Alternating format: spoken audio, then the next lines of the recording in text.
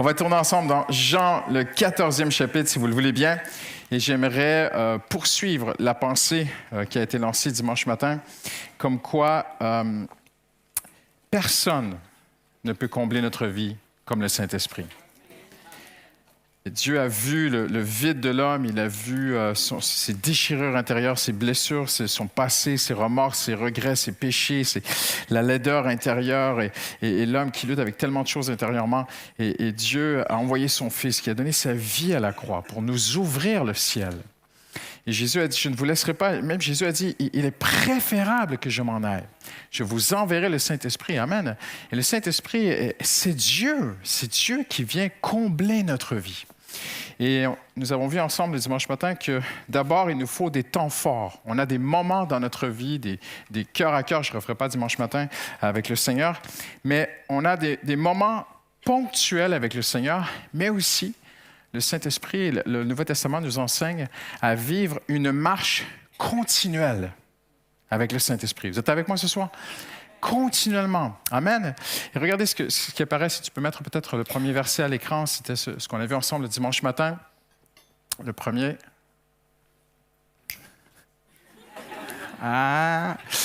Je prierai le Père et il vous donnera un autre paraclétos. Donc, Jésus était le premier paraclétos. Un autre paraclétos. Le paraclétos, c'est celui qui se tient à côté de toi, celui qui on dit le consolateur en français, mais une meilleure traduction serait celui qui conforte, celui qui solidifie. Je mettrai quelqu'un à côté de toi pour te solidifier, te tenir, t'aider dans ta vie, dans tout ce que tu vis. Paraclétos, il faut que tu comprennes ici. Afin qu'il reste éternellement avec vous. C'est pas une bonne nouvelle, ça? Éternellement. Ça ne finira jamais. Jamais. Hallelujah. Pour toujours. Pour l'éternité. Sur la terre et au ciel. Éternellement avec vous. Et il sera en vous. Extraordinaire. Jamais. C'est un mystère même pour les anges. Comment est-ce que Christophe Robichaud, qui est pécheur, qui ne mérite pas Dieu, qui a une nature charnelle en lui, comment est-ce possible que Dieu lui-même, qui est 3 fois saint, Dieu qui ne peut pas tolérer le péché, impressionnant, hein? Que Dieu vienne lui-même vivre en moi. C'est le grand mystère que la Bible a annoncé, qui est arrivé grâce à Jésus. Il sera en vous. Tournez-vous à la personne à côté de vous et dites, pose une question à la personne à côté de toi. Est-ce qu'il est en toi?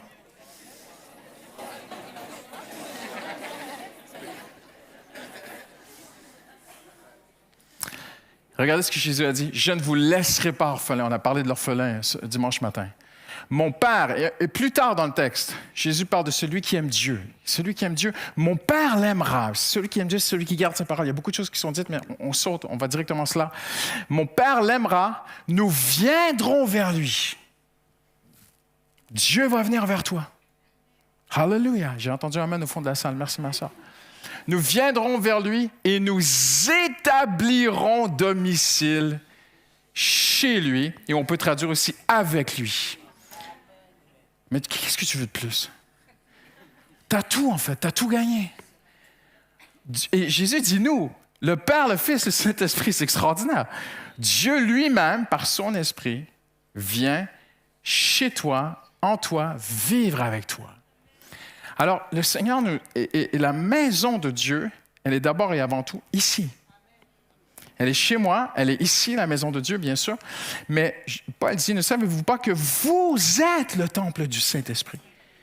Ce Dieu tout-puissant, infini, a décidé d'élire domicile permanent, éternel, chez moi et chez toi. On a tout gagné. On a vraiment tout. Hallelujah. Et on est comblé. Alors, ça veut dire cela que, alors qu'on marche avec Dieu, qu'on vit dans notre quotidien avec Dieu, nous sommes appelés à grandir dans une marche avec le Saint-Esprit.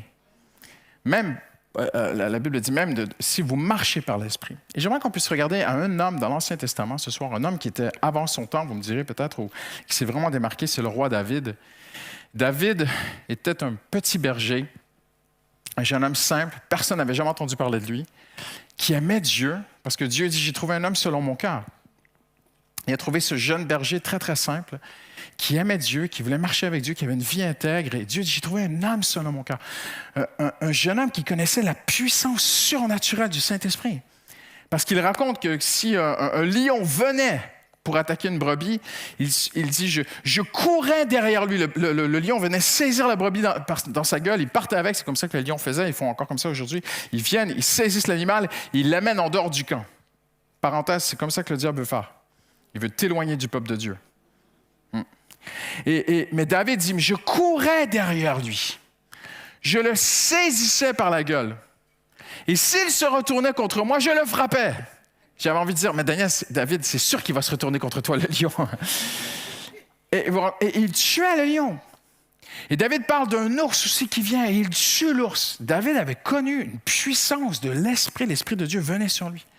Il va descendre contre Goliath et la puissance du Saint-Esprit va enfoncer le petit caillou au fond du crâne du géant. Vous connaissez l'histoire. Et David est un homme qui aime Dieu, est un homme qui sait être touché, être utilisé par Dieu à des moments très particuliers dans sa vie.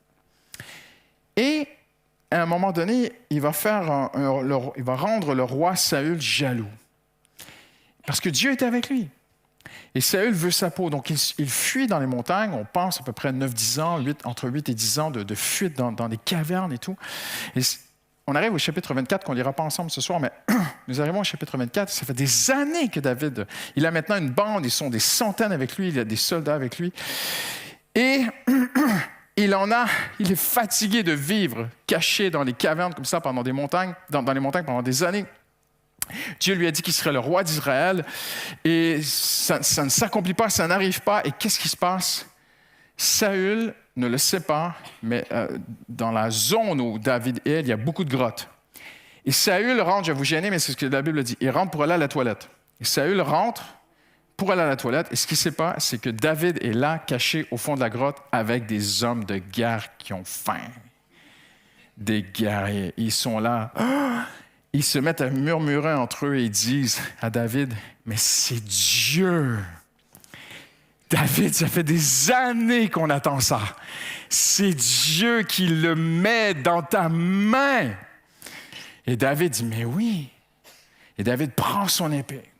Puis il vient par derrière, et Saül, il a un manteau, il vient par derrière. Et imaginez à quel point l'épée de David était bien affûtée. Hein? Parce qu'il donne un petit coup comme ça, puis il enlève un bout du manteau. Et la Bible dit, son cœur se mit à battre.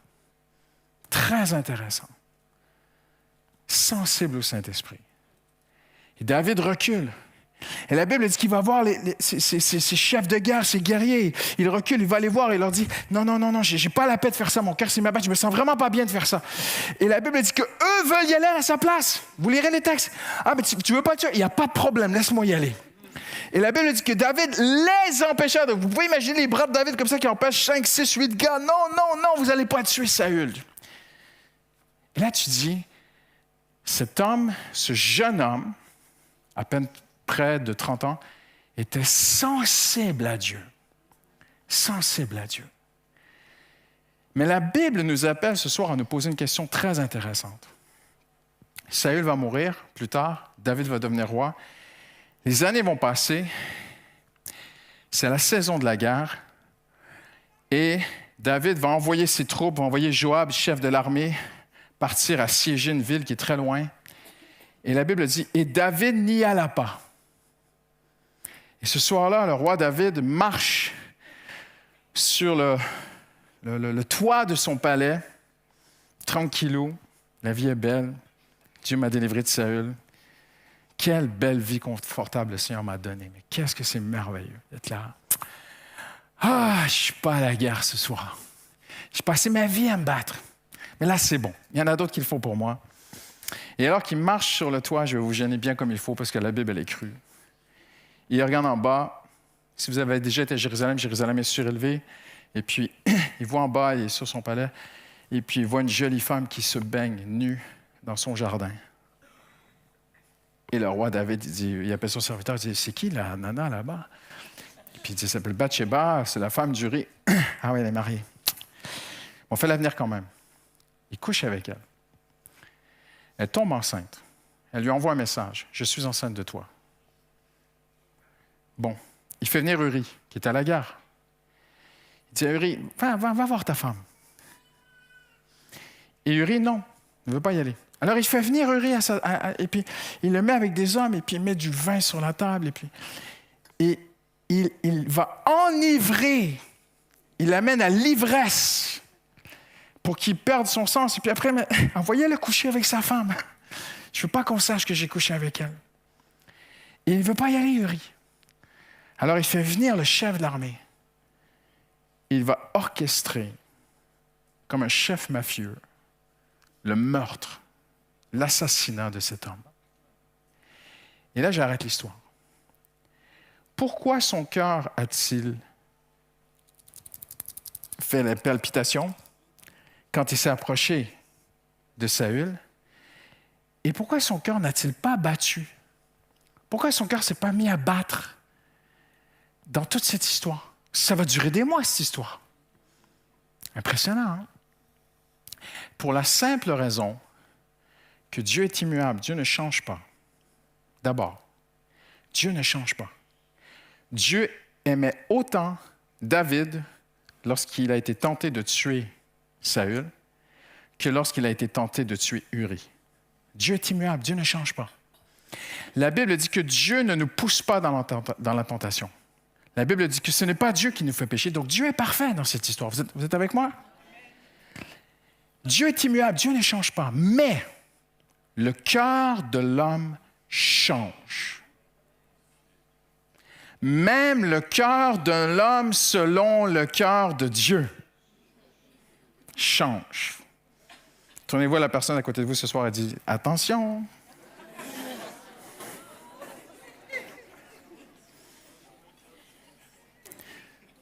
Intéressant, hein?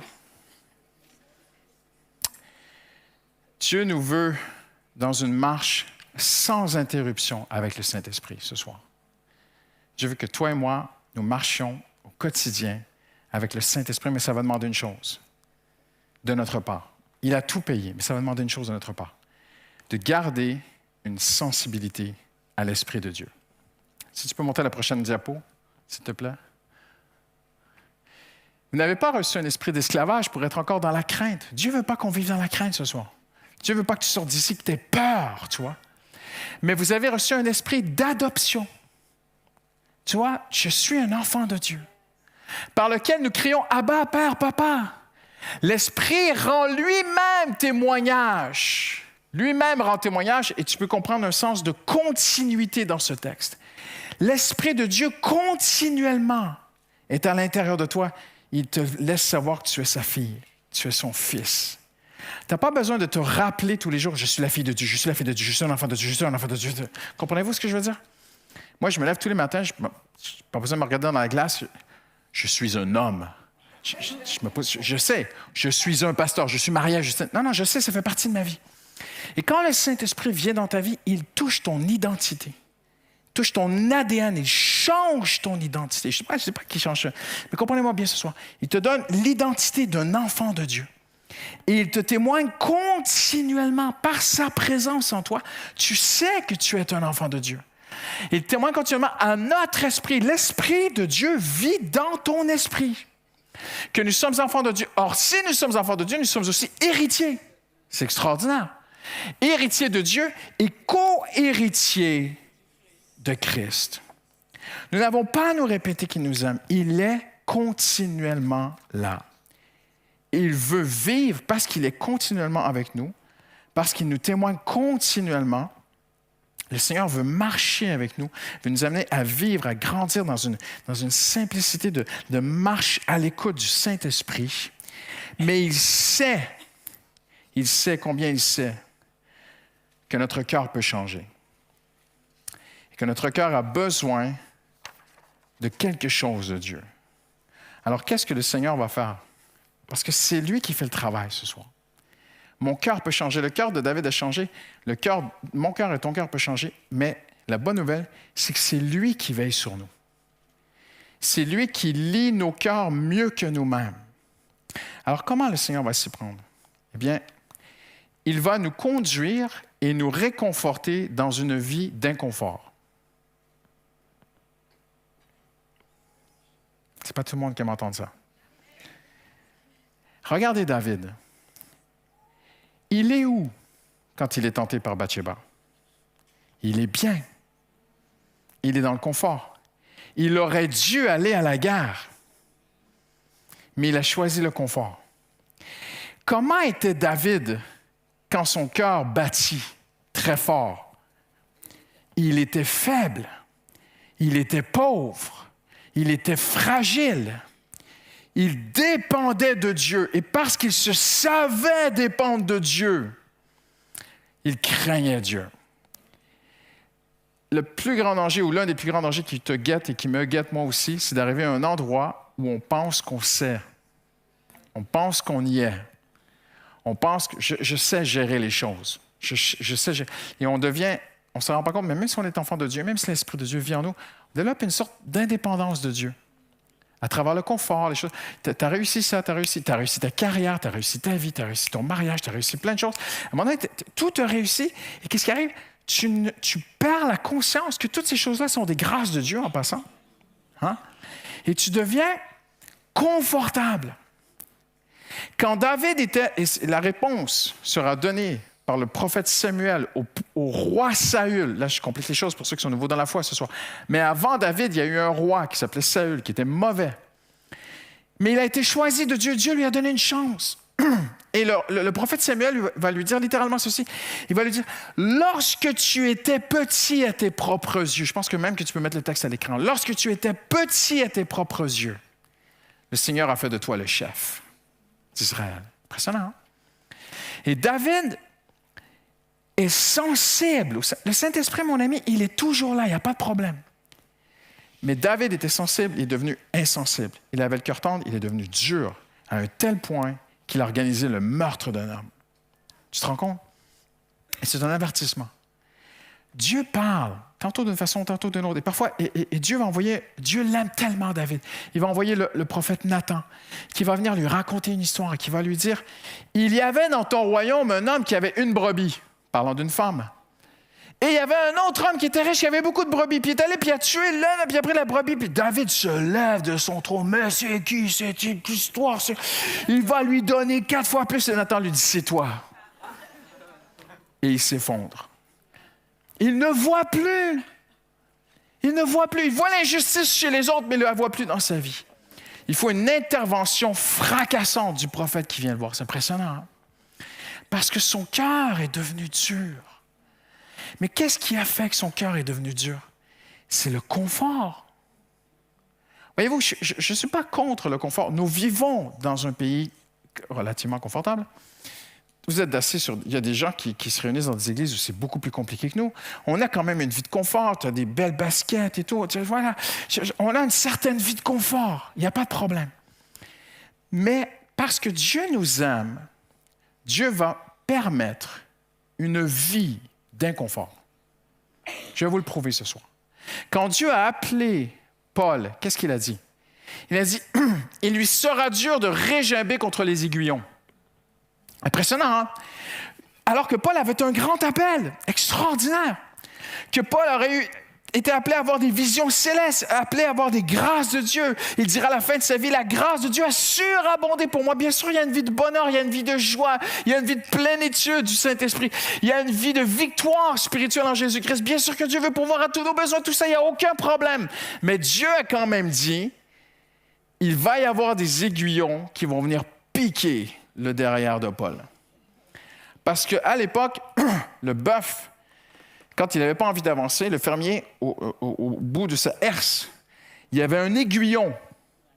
Et quand il faisait chaud, et que le fermier pousse avec le bœuf, et puis il essaie de labourer la terre, et que le bœuf, il n'a pas envie.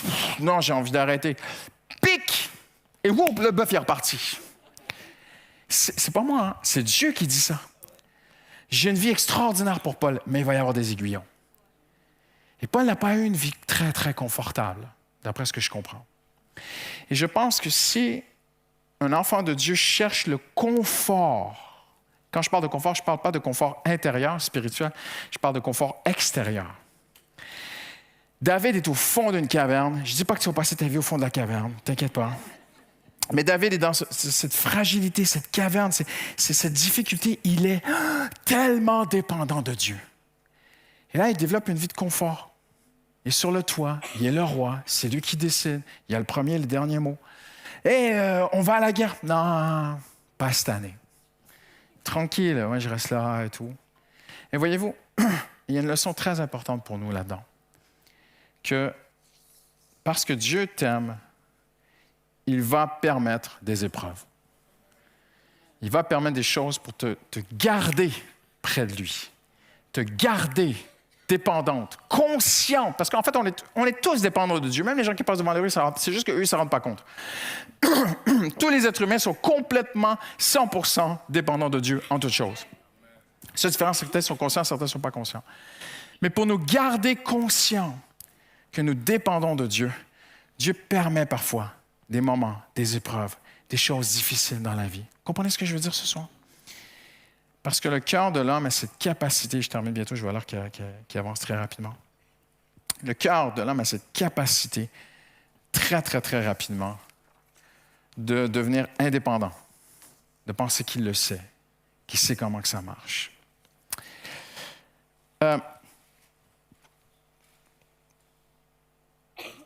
Isaïe va faire une prière. C'est un prophète dans l'Ancien Testament. Il va dire à Dieu, si tu déchirais les cieux et descendais, et les montagnes s'effondreraient devant toi, tu serais comme un feu qui allume les choses, qui fait bouillonner l'eau. Tes adversaires connaîtraient ton nom et les nations trembleraient devant toi. Très belle prière. Mais regardez ce que ça dit dans Marc. Isaïe dit, si tu déchirais les cieux, Marc dit, littéralement en grec, les cieux se sont déchirés. Impressionnant, c'est l'accomplissement de la prière d'Isaïe. Si tu déchirais les cieux, et Marc dit, les cieux se déchirent. Et si tu descendais, et l'Esprit descendit. Impressionnant. Mais comment? Comment l'Esprit descendit sur Jésus? Comme un lion, comme un feu, comme une colombe. Impressionnant. Je vous amène dans une autre histoire ce soir. Je saute maintenant, je vais très rapidement, je vais aller à la conclusion. À un moment donné, un autre prophète. Voyez-vous, parfois, on est un peu comme Isaïe. Seigneur, si tu me parlais, si tu déchirais les cieux, puis que tu me donnais une vision, puis oui, ces choses-là peuvent arriver, puis moi, ça m'est arrivé, puis ça peut arriver à d'autres. Amen, alléluia. Mais marcher par l'Esprit chaque jour, c'est avant et surtout une sensibilité à la voix de Dieu. Il y a un autre prophète qui était découragé, le prophète Élie. Je vais être très rapidement ce soir. Et Élie, dans son découragement, il va au Sinaï. OK? Là où la montagne a tremblé, là il y a eu du feu, là il y a eu une tempête, là où les rochers ont été déchirés, là où personne ne pouvait s'approcher. Et Moïse est rentré dans la nuée de la gloire de Dieu. Et Élie va là. Et il dit à Dieu, je suis seul et tout ça. Et Dieu dit, sors de la grotte où tu es, sors, je vais me manifester à toi. Et la Bible dit que le feu vient. Enfin, je l'ai pour vous, je le lis rapidement. Regardez-moi ce que ça dit. L'Éternel dit, sors et tiens-toi sur la montagne devant l'Éternel va passer. Devant l'Éternel, il y eut un vent fort et violent qui déchirait les montagnes, brisait les rochers. C'est quand même un vent assez fort. On est d'accord ce soir? L'Éternel n'était pas dans le vent. Après le vent, un tremblement de terre. L'Éternel n'était pas dans le tremblement de terre. Après le tremblement de terre, un feu qui passe devant Élie. L'Éternel n'était pas dans le feu. Après le feu, une voix, et je vous le traduis directement de l'hébreu, une voix qui murmurait silencieusement et calmement. Quand il l'entendit, il s'enveloppa le visage, il savait que c'était la gloire de Dieu, sortit et se tint à l'entrée de la grotte, et voici qu'une voix lui fit entendre ces paroles. « Élie, que fais-tu ici? » Le Seigneur lui donne un avant-goût de la vie néo-testamentaire du chrétien. On aimerait parfois le feu, que Dieu fasse des choses fracassantes, mais Dieu veut t'apprendre à marcher avec le son subtil de sa voix. La voix de Dieu. Ce son silencieux qui parle dans ton cœur. Et David l'a eu à un moment donné dans sa vie. Son cœur s'est mis à battre. Et plus tard, il l'a perdu.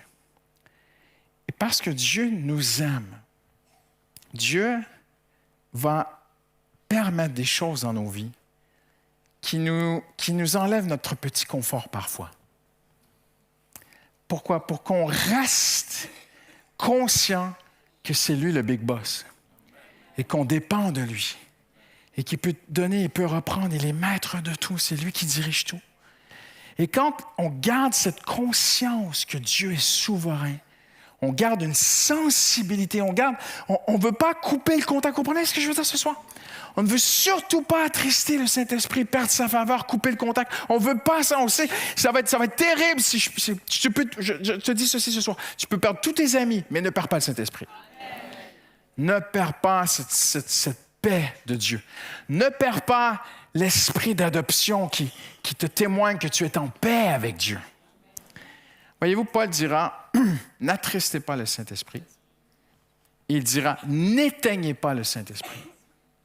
Parfois, le Seigneur ne nous a pas quittés, il est là. Mais il est éteint. Comprenez ce que je veux dire? Toutes les femmes mariées comprennent très bien ce que je veux dire. Tu as un problème de couple, ton mari ne t'écoute pas, il rentre le soir, il fait comme si tout allait bien et madame ne parle plus. Il n'y a rien de pire. Je peux témoigner. C'est puissant, le silence d'une épouse, c'est extrêmement puissant. Et parfois, c'est la même chose avec le Saint-Esprit. Il a fait battre ton cœur à un moment donné, tu étais sensible. Mais avec le temps, tu es devenu quelqu'un. Maintenant, tu es un bonhomme, tu vois. Et puis, avant, tu étais nouveau dans la foi. Non, mais avant, je suis pasteur Christian, je comprends. Avant, j'étais le petit David, nouveau dans la foi, tout simple, tout naïf. Et mon cœur battait pour le Seigneur, et puis j'étais très sensible. Mais maintenant, tu sais, j'ai beaucoup étudié la Bible, j'ai du vécu, j'ai fait du chemin, j'ai vu beaucoup d'églises, j'ai vu beaucoup de ministères, j'ai vu beaucoup de pasteurs. Tu sais, tu m'auras pas ce jour, pasteur. Je sais maintenant, je sais gérer les choses. Non. Je pense que la maturité spirituelle, marcher par l'Esprit, c'est d'abord et avant tout de rester très à l'écoute. Est-ce que je suis encore sensible au Saint-Esprit? Je termine avec ceci. Le Saint-Esprit parle par priorité. OK? Ce que je dis n'est pas écrit dans la Bible, mais j'assume à 1000% mes paroles. Le Saint-Esprit parle par priorité. Écoutez-moi bien. Si tu as des problèmes de porno et que tu demandes à Dieu de t'aider dans des décisions de vie, et tu dis, mais pourquoi il ne me parle pas? Parce qu'il parle par priorité. Il veut d'abord et avant tout régler le problème du péché caché. Comprenez ce que je veux dire ce soir? Et il y a des gens qui veulent que Dieu leur parle de toutes sortes de choses. Mais le Seigneur, en fait, il te parle par priorité. Ça d'abord. Vous savez quelqu'un devant vous qui a beaucoup étudié les réveils spirituels. Et quand on étudie l'histoire des réveils, nous découvrons que les prédicateurs dans ces époques prêchaient la sainteté et la sanctification personnelle. Ils ne passaient pas leur temps à dire aux gens, l'un après l'autre, qu'ils allaient faire des grandes choses pour Dieu. Là. Je dis avec beaucoup d'amour, beaucoup de respect. Dans certains milieux hyper charismatiques aujourd'hui, j'ai vu des choses qui m'ont beaucoup attristé. De prophètes qui vont dans les églises, qui disent aux gens, toi, vous allez tous faire des grandes choses. Et à côté de lui, le gars, à côté de lui, il y a un homme qui est dans l'adultère. Et il ne le sait pas, il ne le voit pas. Alors, je ne veux pas juger, mais je me dis, franchement, si c'était un prophète, il pourrait peut-être le voir. Parce que moi et beaucoup d'autres, on l'a vu. Tu vois? Et pourquoi lui, il ne l'a pas vu? Je ne dis pas pour me moquer, je dis avec amour ce soir. Mais une chose que je sais, c'est que le Saint-Esprit parle d'abord par priorité. David cesse de regarder cette femme.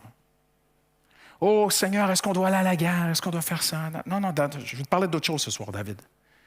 Cesse de plonger ton regard sur cet écran. Cesse de regarder ça. Cesse. Non, n'invite pas cette femme à souper avec toi. Le Saint-Esprit parle par priorité. Et il ne va pas, c'est lui le patron, il ne va pas sauter ses priorités pour les nôtres. Et la priorité du Saint-Esprit, c'est de nous rendre sensibles à marcher dans une vie de sanctification. Et quand on s'y met, quand on met le pied à l'étrier, qu'on veut marcher dans la sanctification avec le Seigneur, on devient sensible. Hein? Il y en a, vous êtes dans le commerce, vous avez des clients, vous rencontrez des gens, tout ça, et puis tout à coup, il y a une cliente qui rentre dans ton magasin, et tu dis, et tu entends le Saint-Esprit qui dit, va chercher une vendeuse féminine. Celle-là, tu ne lui parles pas. Et tu ne sauras pas pourquoi. Mais tu ne te sens pas bien. Tu dis à ta collègue, toi, tu vas lui parler. Mais pourquoi? Non, toi, tu vas. Le Saint-Esprit sait. Il y a quelque chose d'extraordinaire avec le Saint-Esprit qu'on a vu ce soir. C'est qu'il vit en nous. Donc, il sait ce que nous pensons. C'est impressionnant, hein? Ça veut dire que s'il y a un gars qui te fait de l'œil